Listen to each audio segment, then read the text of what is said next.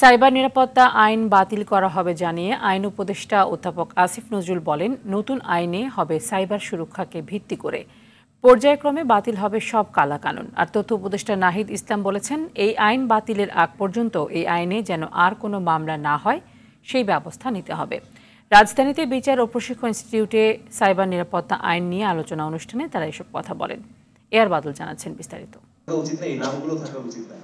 অনুষ্ঠানের শুরুতে সাইবার নিরাপত্তা আইনের ভুক্তভোগীরা তাদের অভিজ্ঞতা তুলে ধরেন। 28 আগস্ট কোর্টে নেওয়া হয়, সেখান থেকে কাশিমপুর কারাগারে প্রেরণ করা হয়।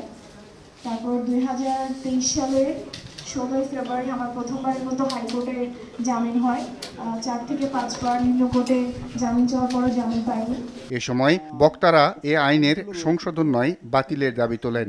আমি স্পষ্টভাবে মনে করি যে এই আইনেরটা রেখে আমরা আগামী দিনে কোনোভাবেই আগাইতে পারবো না। আমরা মনে করি যে এটি সংশোধনের অযোগ্য, এটাকে বাতিল করা উচিত। তথ্য উপদেষ্টা নাহিদ ইসলাম বলেন, মত প্রকাশের স্বাধীনতাকে হত্যা করতেই এ আইন ব্যবহার করা হয়েছে এবং এখনো হচ্ছে। তাই কেউ যেন আর এ আইনের মাধ্যমে হয়রানির শিকার না হয় সেই পদক্ষেপ নিতে হবে। কোনোভাবেই আসলে এই আইনটা সম্পূর্ণ সংশোধন করেও এই নামটাও যদি রেখে দেয়, তাহলেও মানুষ এই আইনটাকে বিশ্বাস করবে না। আসলে কোনো মামলা যাতে না নেওয়া হয় এই মুহূর্ত থেকে, আমাদের এই সিদ্ধান্তটা আসলে খুবই দ্রুত নিতে হবে। নাহলে এটা যদি স্বাধীন বাংলাদেশে এই আইনে আরেকটি মামলা হয়, এটা আমাদের সকলের জন্য আসলে বিব্রতকর হবে।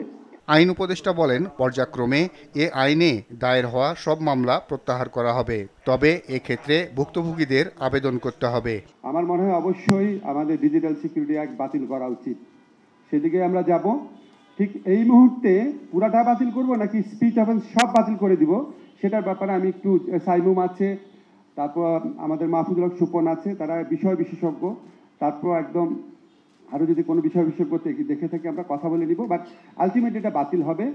পরবর্তীকালে যখন নতুন আইন হবে, এটার বেসিক অ্যাপ্রোচ থাকবে সাইবার সুরক্ষা দেওয়া এবং নাগরিককে সুরক্ষা দেওয়া। এ আর বাদল, RTV, ঢাকা।